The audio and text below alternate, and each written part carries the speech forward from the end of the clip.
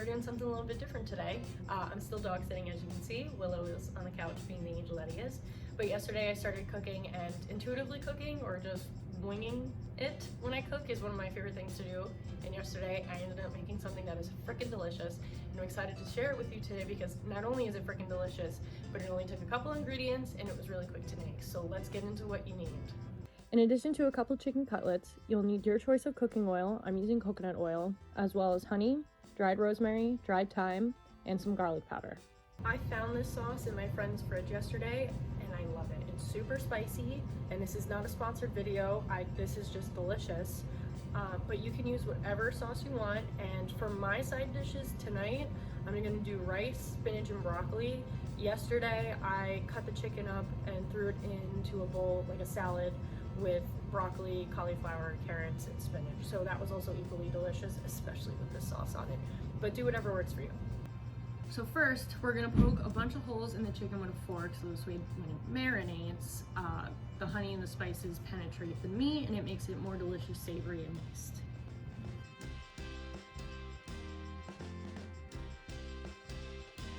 Now that the chicken has been perforated, we're gonna take that chicken and throw it either in a Ziploc bag, a reusable plastic Ziploc bag, or a shallow dish where we're gonna add all of our spices, honey, and ingredients. But it's important that most of the meat is submerged in the seasoning, and you wanna do that in a way that I like to do, in a way that requires like the least amount of ingredients, which is why I go for the bag usually. But you could do it if you have like a shallow dish, like I said. So the chicken is ready, it's in the bag. Now we're gonna start to add our ingredients. The only thing we're adding right now for the marinade is the thyme,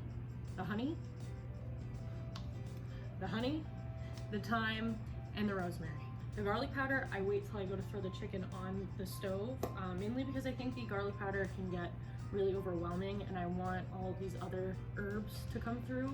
I'm also not putting this on there because I can't handle spice. I am very much a white person. Meaning I can't handle spice. So I add this after. If you're somebody who really likes spice, marinating usually makes your food and the spice or whatever sauce you're using spicier. So just an FYI. I've been eyeballing the amount of honey, but I would do it enough that the chicken is coated. And like I said earlier, using a bag or a shallow dish or whatever will like properly coat the amount of meat that you're using is usually the best way to go. Since I am staying at somebody else's house, I'm trying not to use too much of their ingredients because I'm not sure if they're expecting to come home and use it. Also, we don't need to use more than we need. All right, so I'm gonna say that that's probably easily half a cup to a quarter cup of honey. For the thyme, this has no thing on it, so I have to be very careful. I'm just gonna shake it, and I'm gonna say, yeah, it's probably like a tablespoon, give or take. And for the rosemary, probably the same amount, about a tablespoon. And you get that into the bag. Just get it all in the bag. Throw it in the bag. Okay. All right, now I'm gonna close this off and push all of the air out as massaging the meat. So once the air is kind of out, I seal it. So now the air has been rolled out of the bag and the chicken is in there, and I'm just massaging the honey to all sides of the chicken. Okay, so this bag will sit in the fridge for the next couple hours, and I'll take it out probably 4 hours from now to start cooking it. You'll need all the ingredients that I listed in the beginning and that we use for the marinade, so keep them out, keep them handy. See you in 2 seconds. Okay, so it's been many hours later. Our chicken has been marinating in the fridge, and now we're gonna throw it on the pan. My pan is oiled. I added a pinch of everything, so that includes thyme, rosemary, honey, and garlic powder, and I'm just gonna bring the meat over and drop it in. Personally, I like to just add enough seasoning and ingredients that it covers each side of the meat, and that's gonna vary depending on how much meat you're making. But if I had to estimate, I'd say it's a teaspoon, maybe a teaspoon and a half per cutlet in this case.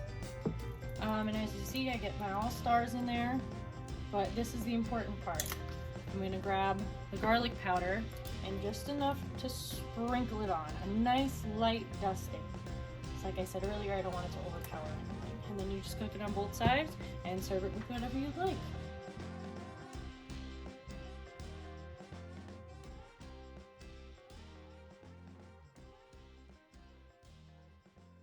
Hi, it's me, Editing Taryn. I realized I made the rookie mistake and I got way too excited when the food was done, and I just ate it. So there is no like nice plating picture, there's no like final words. Like, sorry about that, but don't forget to like and subscribe, and I promise next time I will take a picture of the meal when it's done before I eat it.